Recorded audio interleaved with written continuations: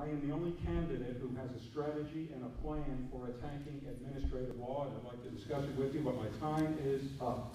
Thank you. I'm Al Lee, running for Railroad Commissioner.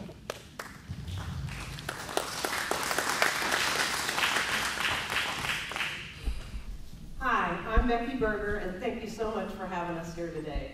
I want you to know that I do want to be the Railroad Commissioner, and I don't want to be your Lieutenant Governor or your U.S. Congressman. I am a geologist by trade. I am not a lawyer, and I am not a legislator. I am actually trained to do the work that the Railroad Commission does. As you know, it covers oil and gas, pipelines, and mining.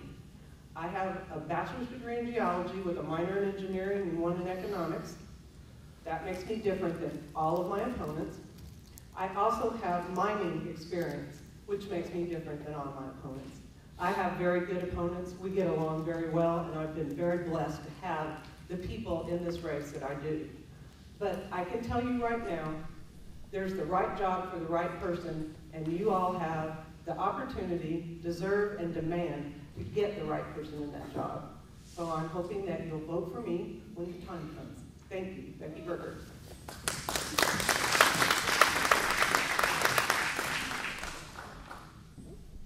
Hi, I'm Christy Craddock. Thank y'all for coming out. It's nice to be back in East Texas. I am a Midland native, grew up in Midland, Texas. My family's in the oil and gas business, and as am I. I moved to Austin. I went to UT Austin undergrad and law school, and I opened my own law firm. So I'm a small business owner. I think that's important. If you're asking somebody to go run a state agency and be involved, you want somebody who you know has run a business and is fiscally conservative, which I am. I also run a grassroots company that I do outreach for companies that we do media PR and outreach to groups like y'all and try to educate people. I think that's important. I do oil and gas, tax, water, environmental law. That's what I do for my business too, in my law firm. And I think it's important to know that business, to understand it. You know, what a railroad commissioner is at the end of the day is an appellate judge. And you have to understand the laws, the rules, the regulations, and understand what is important in this business. I've represented a little bit of everybody in the oil and gas business, from pipeline companies and pipes to operators big and small, to landowners. So I look forward to visiting with y'all. Thank you.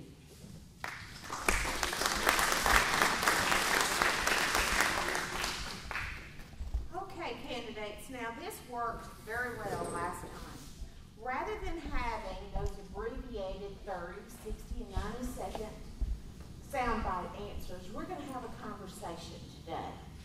So we will have that conversation unless somebody decides that they're going to, as Bill O'Reilly would say, bloviate and try to take all the time. But I know that you candidates are going to be mindful of that. And so we're going to try to have a conversation rather than those, I got to get my answer in 30 or 60 or 90 seconds, okay? I think that's more comfortable. And I think that helps people understand the issues better because you can articulate them better. Okay, the first question, and we're going to start with Christy. Why is the Office of Railroad Commissioner an important position in Texas in 2012? Well, you know, number one, I think it is important. It's important anyway. People don't realize it really does oil and gas. So the name needs to be changed, I think, number one, to reflect what the commission does today.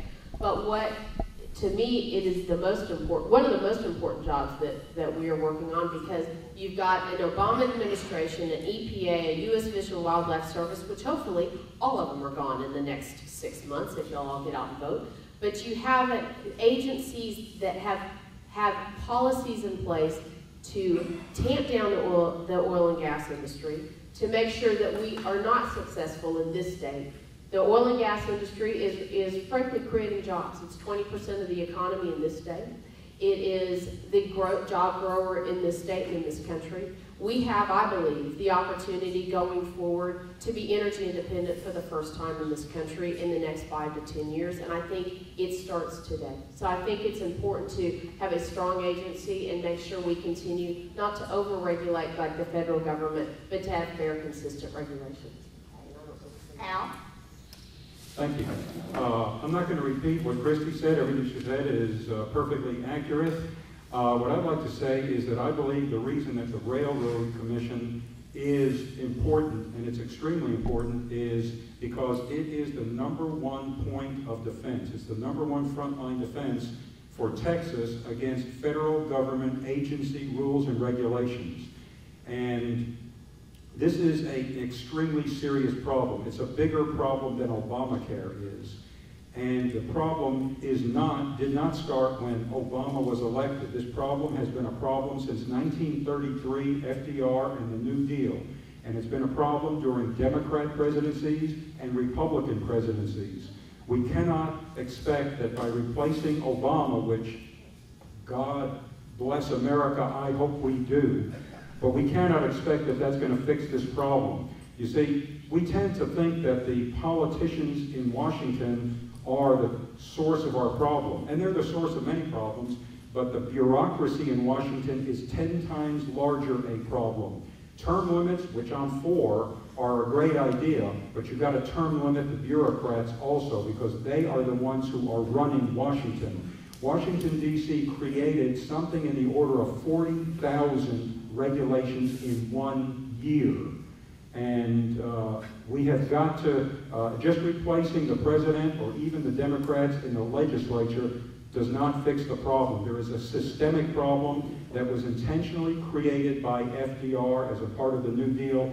That's what we've got to fix, and that's why I'm here. Well, I think the question was, why is it important, the Railroad Commission position in 2012? We have the biggest boom going on right now, and it is so imperative that we have proper regulation, but that we have realistic regulations. And it takes somebody from the business who's actually drilled the wells and done the mining and worked at the pipeline and all of the things that lead up to that to actually know when the oil companies are doing it right and when they're doing it wrong. I've sat out there and done a frac job. I've been there from the minute they started drilling till the minute they ended. And it's really important that you understand what goes on out there if you're going to tell the entire state of Texas that you can't drill or you can drill in the Eagle Ford, in the Barnett Shale. They're going back into South Texas and having enhanced recovery in the Wilcox. There are a lot of places that we are going to continue making our hydrocarbons extended life period. And we need somebody who can oversee that from now for the next 6 years and possibly beyond that, that really knows the business and cares about it. Thank you. Okay.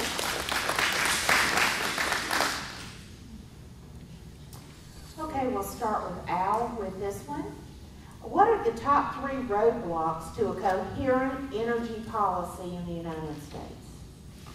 Well, the top 3 roadblocks are government regulations, and government regulations.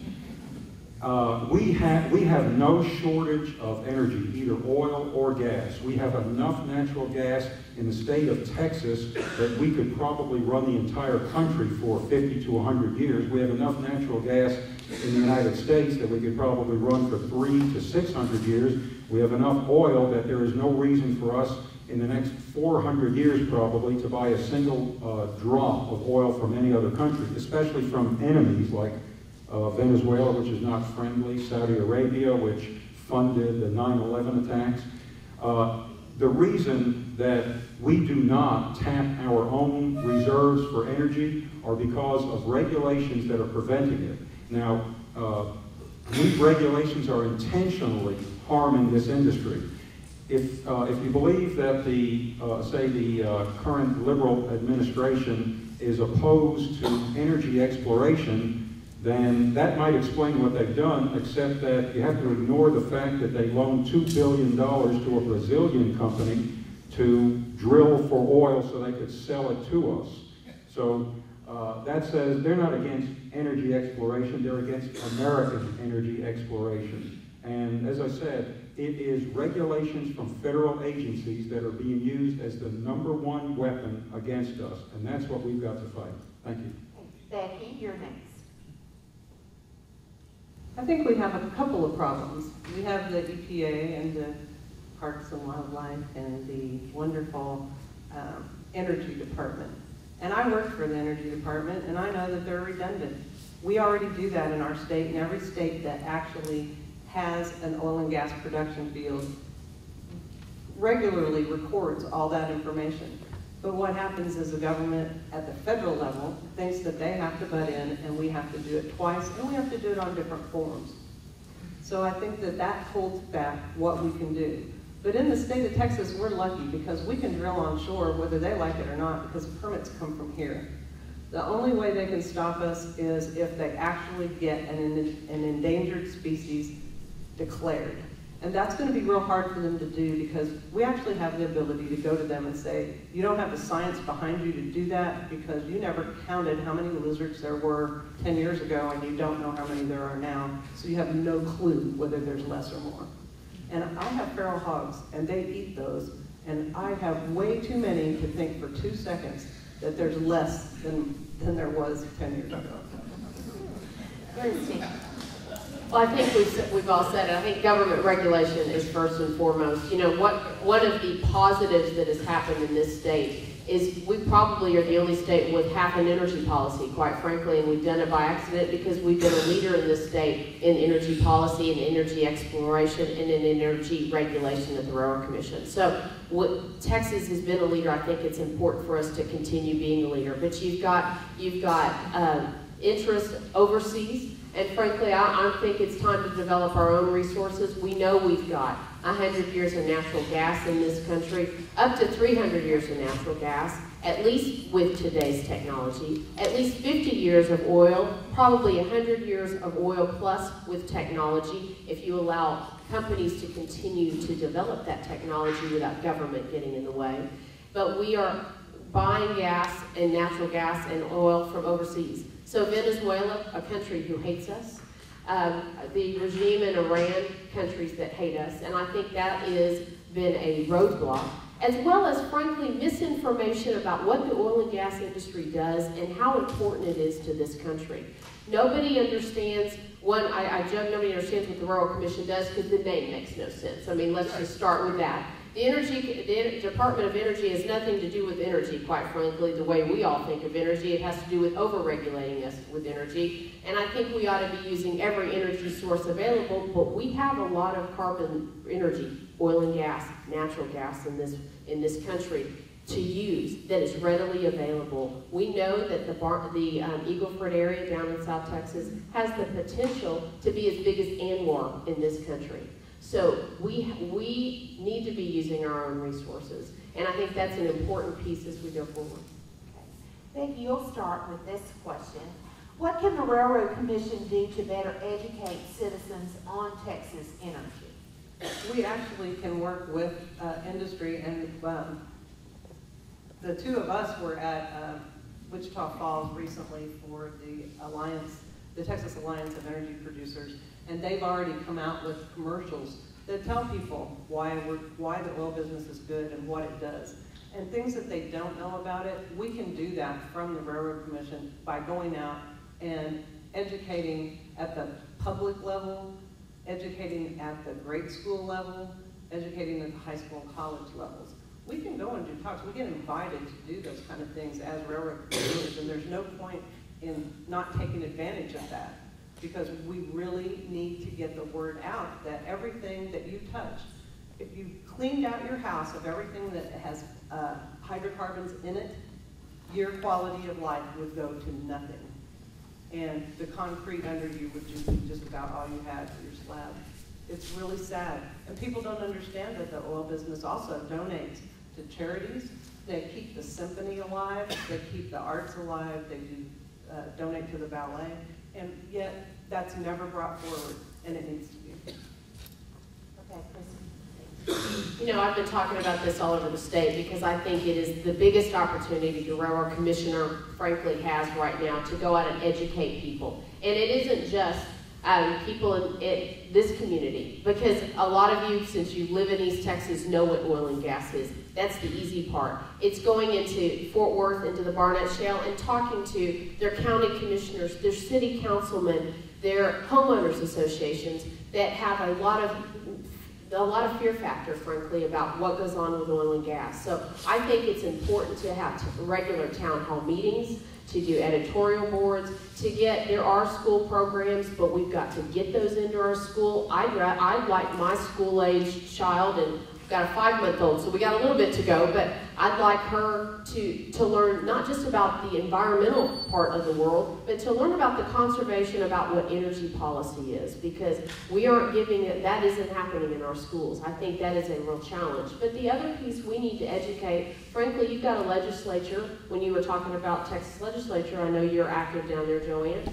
About 5, maybe 10 people understand oil and gas, frankly, in our Texas legislature. And that's scary when you've got, as big as our economy is and as reliant as it is on oil and gas. So that is a big place to start our education process, I believe, and to make sure they understand the importance of it, to make sure when you're paying your property taxes, you know they're probably low, and your school taxes are probably a little bit lower because of what oil and gas is paid in. So there's a great opportunity for education. I think and I want to say the final point, if you try to go look at stuff on the Railroad Commission website, it is very poor, in my opinion, it's very poorly done and not user-friendly. So I think improving the website and improving the information that's on that website is a real key too.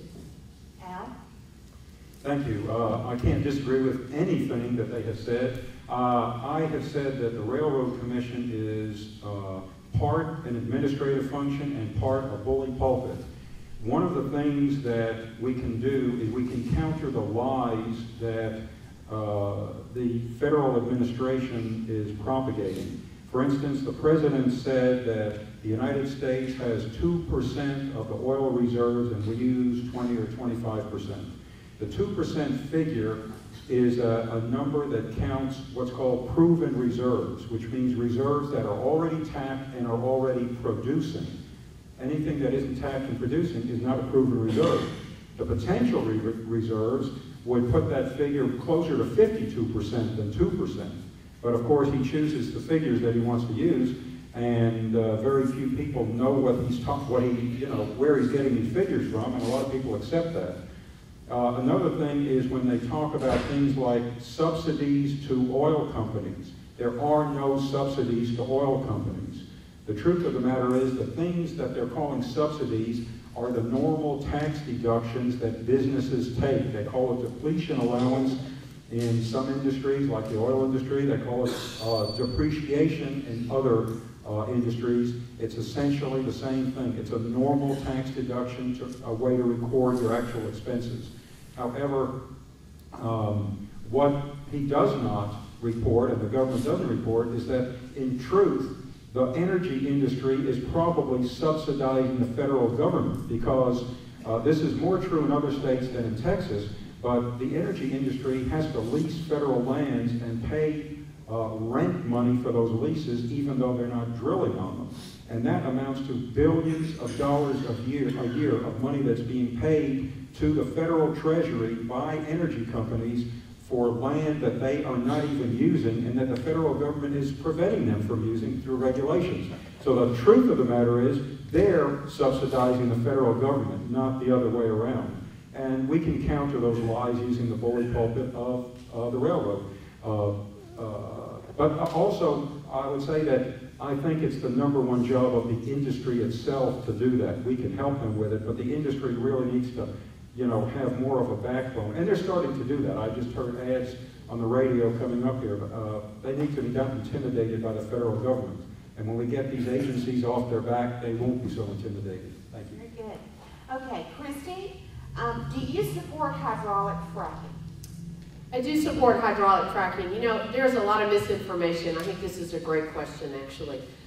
We've been fracking in this state since 1947. So, in fact, we've been fracking consistently in this state for about 60 years. So it is what's causing this boom, allowing us to have the boom and finding new sources of oil and gas. Fracking, the misinformation, and I like that Biden got up, who's our vice president, and so everybody believes him, correct, and said, oh, fracking causes earthquakes. There's not one scientific study out there that shows that fracking causes earthquakes. Fracking has not caused earthquakes in this state, I can tell you. So I am for fracking. I think it's important, and the industry has done, I believe, a good job in developing and continuing to develop technology for fracking, and developing, and why it's been important for all of us in this state as it's been raining, using water more efficiently and better in different ways of using water, which I think, fracking, if you understand, is mostly sand and water with about 2% of chemicals, probably less chemicals toxic that are underneath your kitchen sink. And in Texas, we now have a law and a rule that if you frack and when you frack, you have to disclose what those chemicals are. So we were a leader in that to begin with. But I think it is important to continue fracking. It is allowing technology to be used. And I want to touch for 2 seconds on the water because I think that's important. Some of the things that companies are now doing when they frack, they're 1, using less water. They're 2, recycling the water after they've used it. They're 3, trying to desalinate water if they're using more brackish water, so not water that's potable to us. And they're also looking for other substitutes to water, so there are companies trying to use propane and other fluids. And what is exciting too is there is a company in South Texas using technology that is proven in other parts of the world to drill deep, and I mean 4,000 feet. If you think about our water tables, about 500 to 700 feet. They are drilling 4,000 feet and are able to find good sources of fresh water. They have that technology to do that, and not only are they using it for oil and gas, but their long-term goal is to allow cities and other people to use that water as well. So it's a good time to frack, and I am supportive of it. Okay, Becky? If you don't frack, you don't produce. And we've gotten so specific with the way the technology has come along that we can do fracking into a 5-foot zone, a layer of rock that's 5 foot. And the really nice thing about that, it's very similar to chemo when they put it directly into the tumor instead of poisoning the whole body. So we actually hit where we want to produce. Because trust me, in the oil business, you don't want to break into a water zone. It floods your entire reservoir and you lose your hydrocarbons. So it becomes a wet, dry hole. It is not productive. So we're not trying to do that. And the water that she was talking about that they're trying to find at lower levels, they've even gone as far as 7,500 feet. And the nice thing about that is that's not water that's affecting you, because the normal person, unless you're a Rockefeller, can't afford to drill a well that deep because they're very, very expensive to drill. So that's why most of us have 50 to 600 foot wells. And that's a very good reason to let them go ahead and drill and let them go ahead and frack, because if they can use this water and they can use gels, which decreases the amount of water they have to use. There's 2 companies that are using that now, and they're providing it to any rig that wants to use it, so it's really good. We have to frack, folks. If you want the jobs that we have, if you want the economy to come back, this is the way to do it, because we're not going to recover without it. And when we quit fracking, whether it's here or in Ohio or in North Dakota or somewhere around the world, those fields go unproduced, because we have to do that to break up the rock, to let the hydrocarbons flow. Al? Well, obviously, fracking has become pretty much absolutely necessary in order to extract oil and gas from rock. But one of the things I say, and Becky is probably much more of an expert, not probably, is certainly far more of an expert than I am on the technical aspect of this. But I believe that there's a technology using carbon dioxide. And the interesting thing about that is that carbon dioxide is one of the things that these stupid government regulations are trying to limit. For instance, from our electric generating plants, they're trying to limit coal plants from producing, to be limited to produce only 1,000 pounds of CO2 for each megawatt of electricity produced, which they literally cannot do without billions of dollars of post-processing. However, what they can do is they can capture the CO2 and then they can use that as their fracking fluid. And that does not release it out into the atmosphere. Now, by the way, releasing carbon dioxide into the atmosphere is a scary thing because plants breathe it and we exhale it. So my gosh, all your flowers are going to grow twice as fast. You're going to have to trim them. It would be a very bad thing to release carbon dioxide into the atmosphere. Okay, let's see. Al, I think we need to start with you on this one now. How would you balance environmental concerns with the need for oil and gas, the need for energy independence? How would you balance those? Oh, that's a great question because I think we do have to balance environmental concerns. However, I think we need to do it based on real science and based on the sincere intent of the regulators. For that reason, and also the founding fathers had a principle that the closer the government is to the people, the better it is. So why do we need an environmental protection agency regulating what we do in Texas when we have an agency called TCEQ that can do the same thing? And not only can they do the same thing, but they would be far more responsive to the interests of Texas because they are a Texas agency. You can't tell me that anybody in TCEQ or anybody even in an oil company wants to destroy our environment. I mean, we all live here. That's silly. Nobody wants to destroy the environment. The bureaucrats in Washington who have control now through these agencies are not interested in our environment because the rules that they put out really don't improve our environment. They haven't created one improvement I can think of. What they've done is crippled industries, and that's what they're being used for. So I think the biggest thing we can do is eliminate the government usurpation of state powers and move that to the state where it would have to be responsive to our state Texas interests. And I think they will do a far better job. Okay, Becky. Well, I live on a ranch, and I have cattle, and I have horses, and I don't want my land or my water well to be damaged either. And I like the air clean. The fact is, there hasn't been a case so far found that we are actually damaging any of the above. And that's something that needs to get out there.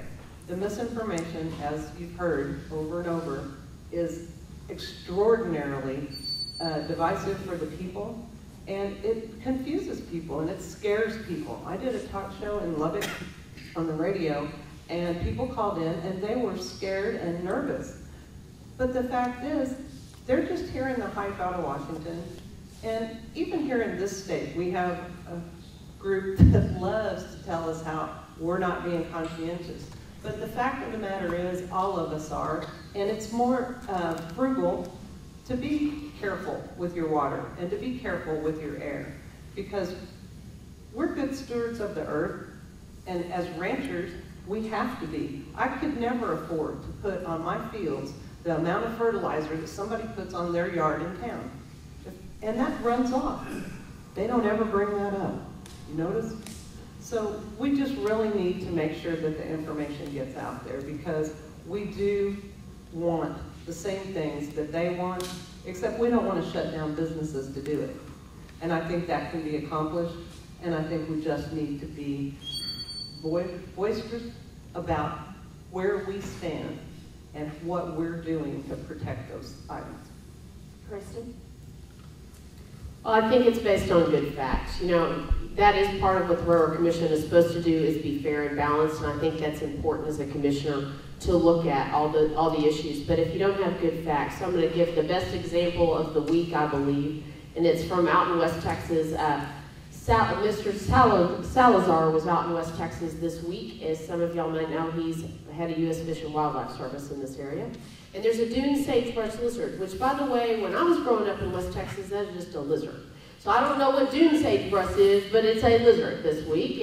And he was in West Texas this week and advised the oil and gas industry in West Texas and in New Mexico that if they would just put a conservation plan in place, that the U.S. Fish and Wildlife Service would nicely not list the lizard as endangered. So what did they just do? Without good facts, they just took private property rights and took my private land to put a lizard conservation plan in place without good facts. That to me, and cost jobs too. So I think I think everybody in here agrees we want clean air, clean water, clean land. But at some point, there are good facts that are out there. There is a balancing job that is needed. And if we are costing jobs, I think at some point you've got to look at what we are really doing in this state and what we're doing in this country. All right. Let's go to a couple of questions about the Trans-Canadian Pipeline, the Keystone XL. Okay, let's see. Let's start with you, Christy, on this one. Do you believe there is a need to clarify the legal definition of common carrier as it applies to both oil and gas production lines? You know, it's an interesting question, and I'm assuming you're asking because of the eminent domain question. You know, the Railroad Commission has, but also the legislature has defined what common carrier is in this state. So I will tell you, I'm for the you got my name confused. I'm for the pipeline from Canada, and I'll tell you why. I'd rather do business with our friends in Canada, and which we have been for 50 years, than do business with our non-friends overseas. So I think that's a good place to get oil and natural gas. It will allow us to create jobs in this state, because at the end, not just building the pipeline, but at the end, that oil and gas is going to be refined in this state, in the Houston Ship Channel. And actually, in some respects, it's a moot question in this state, because the Railroad Commission okayed that part of the pipeline in Texas in 2007. So we've been waiting on the feds to do their piece. I do think, though, as we are looking at pipelines, we've got to make sure they do not use eminent domain to condemn your land. I think they should make sure they pay you for it. And there is a bill that's passed, and frankly, it's imperfect in the past legislature, but when everybody doesn't like it, maybe that means it's an okay bill. That if somebody is trying to come across your land, you don't want them to, they want to use eminent domain in a pipeline, that they have to have a third party appraise your land and pay you fairly. And so, you know, pipelines are a funny thing. I think we ought to continue to build pipelines. I do think you ought to be paid fairly, because I would rather have pipes in the ground than trucks on the roads. And it becomes a safety issue as well. We want to develop our resources. You've got to be able to move them. And so it is a balancing act, but I am not for use of eminent domain, and I would rather than pay you and negotiate with you fairly. Al? First off, the Keystone XL pipeline, everything about it was approved. Even the EPA approved the entire route. It was blocked by President Obama simply for political reasons, in order to mollify his environmentalist supporters, just like the statement that he recently made to mollify his gay rights supporters. It was done entirely for political reasons. I believe that if the pipeline were not running to Texas, I believe that pipeline would already be under construction, because the liberals have defined Texas as their #1 target, because if they can take Texas down, they can take the rest of the country. We're an icon for Americanism. But that said, I do believe that there is an issue with eminent domain. I don't think that there's any environmental issue with it. That's already been solved long ago. The issue with eminent domain is that there needs to be a special consideration for the type of property that it's applied to. You see, if you put a pipeline across a rural area and grass is growing under it and cows are able to eat the grass, the owner of that property has lost some aesthetic value, but they haven't lost the use of it, and there isn't a huge penalty to them. But when it goes through an area that is more urban or suburban, then what can happen is it can actually harm the use of the entire piece of property. Like, I'll make a ridiculous example. Let's say you've got a restaurant, you've got a parking lot, and they put a pipeline right through the middle of the parking lot. Obviously, that affected you. Now, that wouldn't be done, but I'm just making an absurd example. I've talked to people who had issues with this because a pipeline was put on their property in a suburban area, and they were still responsible for maintaining and mowing the ground underneath it and keeping it fenced and what have you, but they were not being paid for that. So they lost the use of a section or a portion of their land, but they were still responsible for it and still could get fined by the municipal authorities because it had to be mowed, because it was a fire hazard. And I think that there needs to be a special consideration for the type of land that's being taken or used for right-of-way and the effect that it's going to have. I think that what happened in the 82nd legislature is a good move in that direction. I think it should be taken a little bit further to consider the actual use that is being impaired and expenses that might be incurred that would be unusual. Okay, Becky? I don't think they should take your land by eminent domain for a pipeline, because they can actually go around on an easement, or they can pay you for an easement across your property. That really needs to be looked into, because they're taking your land from there to the core of the earth. They're not just taking surface rights. And by the way, that pipeline is due to be above ground, which is one of the reasons that people are concerned. But above ground is good because we can watch it more carefully. And if it starts to deteriorate, we can see where it's deteriorating. I had a pipeline thrown up across my land while I was gone on vacation. I came back and was very, very upset about it. We had to go sue, to get them to pay us. But it shouldn't be like that. And there should be regulations that say it's not okay. But my biggest concern, where it has to do with eminent domain and this particular pipeline, is that is a right for citizens and companies of the United States. And this is a foreign entity taking eminent domain. And I think that needs to be looked into. And that doesn't mean it should stop the pipeline. It should stop the way it's being handled. Okay. All right. Here's one more question regarding the pipeline and the tar sands. Excuse me. And we'll start with Christy on this one. After the tar sands are refined, what happens to the sludge? And I'm not sure. From a regulatory perspective, you'll know what happens with that, but that's better a pipeline question, but anyway. Okay. What happens to the sludge? Was that the question? That sludge is either refined, recycled, or, it is disposed of. And so I'd like to see it even more refined, recycled particularly, and disposed of even better, because I think that there is always room for improvement in that respect. But you do, and it's not the cleanest way to get energy. I think what we're doing in this country is a better way to get energy, quite frankly. But if we don't, if you look at the Canadian tar, we call them tar sands, but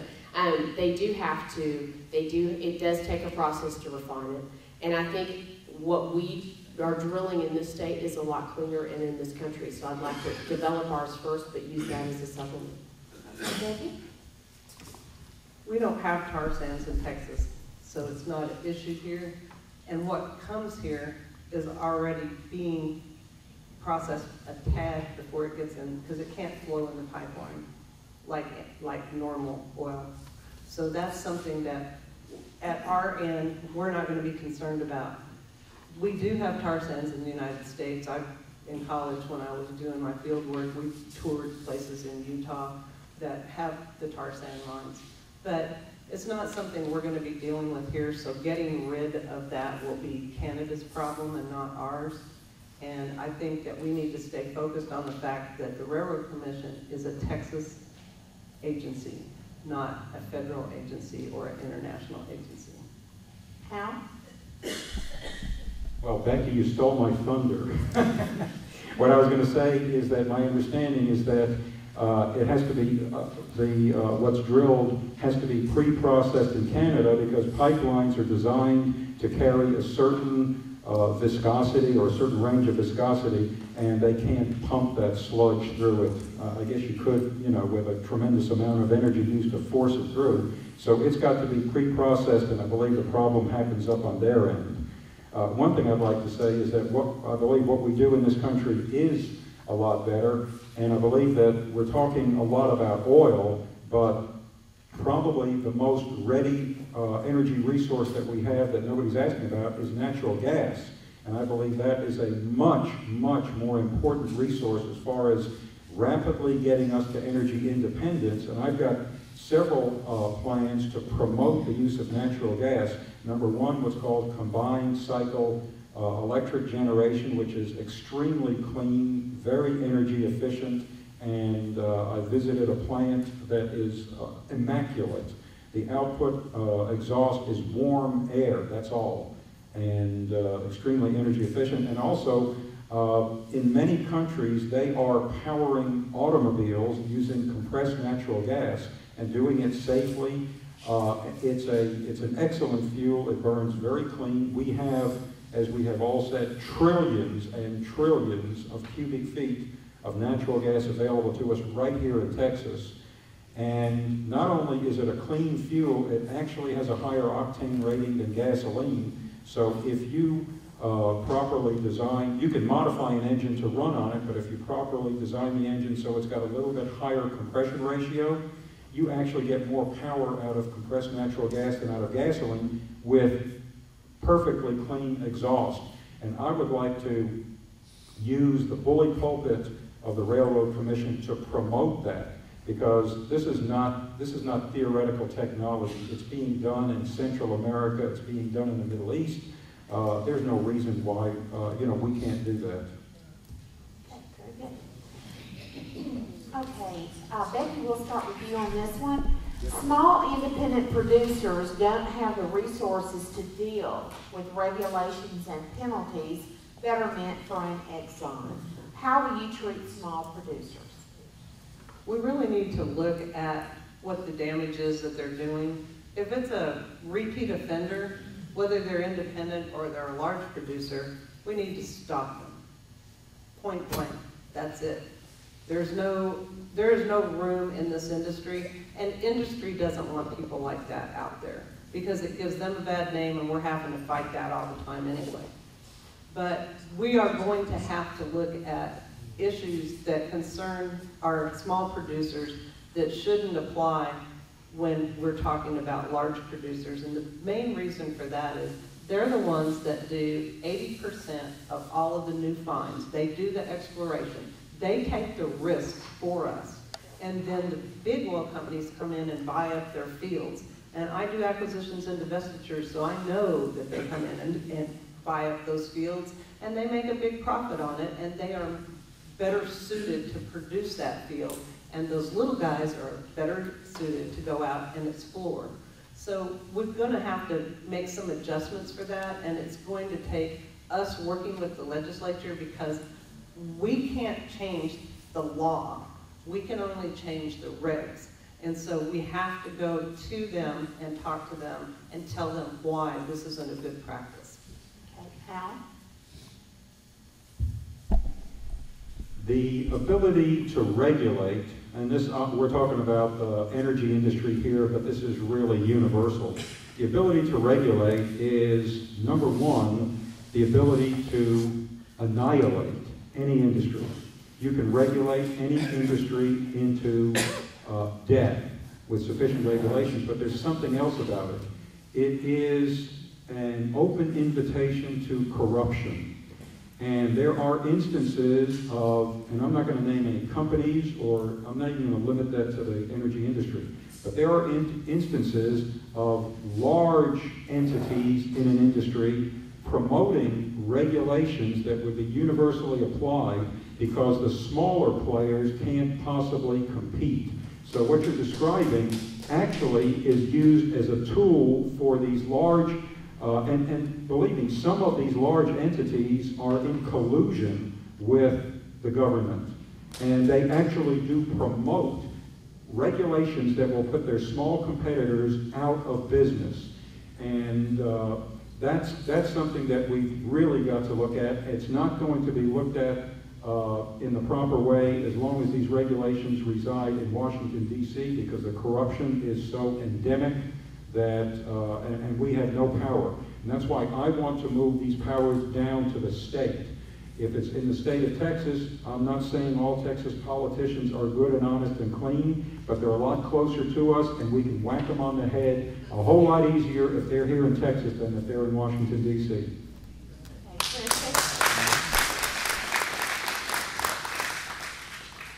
You know, I think small producers have been the lifeblood of the oil and gas industry, and communities like this, communities like my hometown in Midland. It is important that we don't over-regulate, and I do think that's the feedback I've been getting as I've been traveling the state, that we've over-regulated, and particularly small producers, because they're drilling a well and putting their own money in. Drilling a well for $400,000, that's a lot of money. They've got to hire the people, and they're putting their own money at risk. And so I think it's important we continue to allow make sure we are allowing small producers to continue in this state and in this country. They find about 90% of the new fields in this country. They continue, even when we've had downturns in this industry, they're still involved and they're still around. So I think it's important.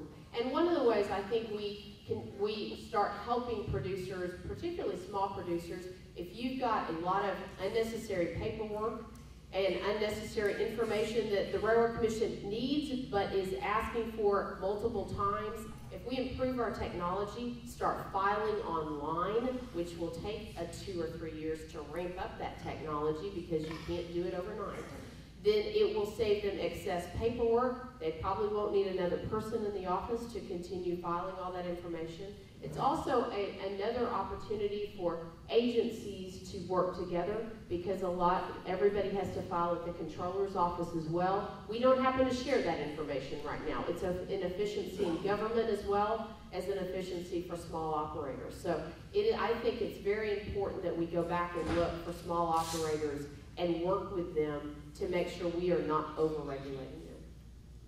Okay, that's our last question. So now we're ready for the close. And I think what we'll do is, Christy, you go first, and then we'll go with Becky, and then Al, you can end up. And it's 1 minute. Yes. Are you timed? Time. Well, thank y'all for having us out. You know, I think this is an important industry, as you've heard. In my opinion, it's probably the most important industry we've got in this country right now. And this is probably the most important agency. I've been active with Republican politics for a long time. In fact, I came of age during Reagan, and those are my values and those are my principles. I'm fiscally and socially conservative, and yes, I live in Austin, Texas, but I realize I've got to get out of Austin to remember what my values are. And it's nice to come to East Texas. It's nice to go to West Texas, because those are the values I grew up with. It is an important agency to make sure we continue creating jobs in this country.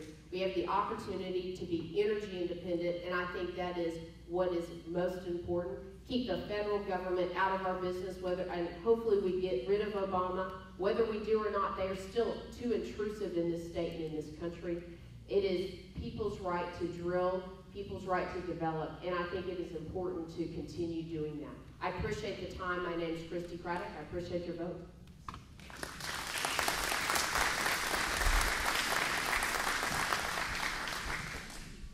Well, if nothing else has happened today, I hope that you've gotten a little bit of an education, because that's what I think all of us want, is for more people to understand the business that we would like to regulate.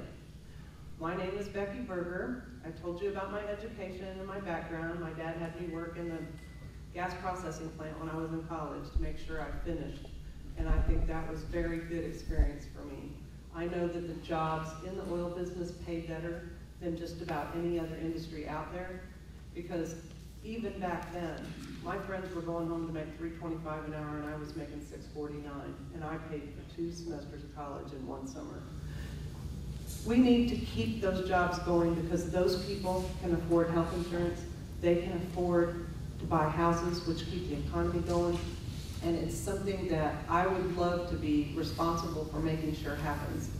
I feel like you would be getting somebody with integrity, and I do sit on the State Republican Executive Committee. I am a grassroots person. I've been the precinct chair. I've been vice president of my women's group. I've done all the campaigning for other candidates, and I even teach that. But I want you to know that if you elect me, you will get exactly what you need for this state. Thank you.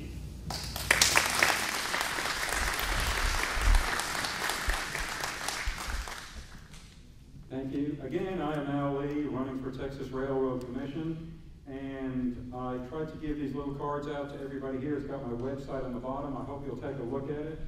When you listen to candidates, not just us and not just for this office, when you listen to candidates talk, they usually talk about themselves and they tell you why they are the most qualified for whatever it is that they're running for. I think what's more important is why are you running? Because after all, Barney Frank is probably the most qualified in his own way too, isn't he? I am running because I have a mission, and that mission is to change the balance of power between the federal government and the states. Now, I can only do my little part, but if I'm persuasive, I can lead other people to join in, and that's what I expect to do. I have said that this thing called administrative law is the biggest problem we have in this country. And it is the basis of the authority that gives these government agencies the power to make rules and regulations that have never been voted on, just decisions by some bureaucrat, the power of a law by giving them the ability to enforce them. They can take your money, they can take your property, they can put you in jail for violating a rule that some bureaucrat thought of. This was never intended by the Founding Fathers, and as we all listen to candidates talking about what they're going to do, most of them want to attack the symptom, which is the rules and regulations or the agencies. I want to attack the source. I have a plan to do it. My entire career has been about solving problems, and one of my basic principles is you have to identify the source of the problem, and that's what you have to solve, not the symptom. I'm Al Lee, running for Railroad Commission. Thank you.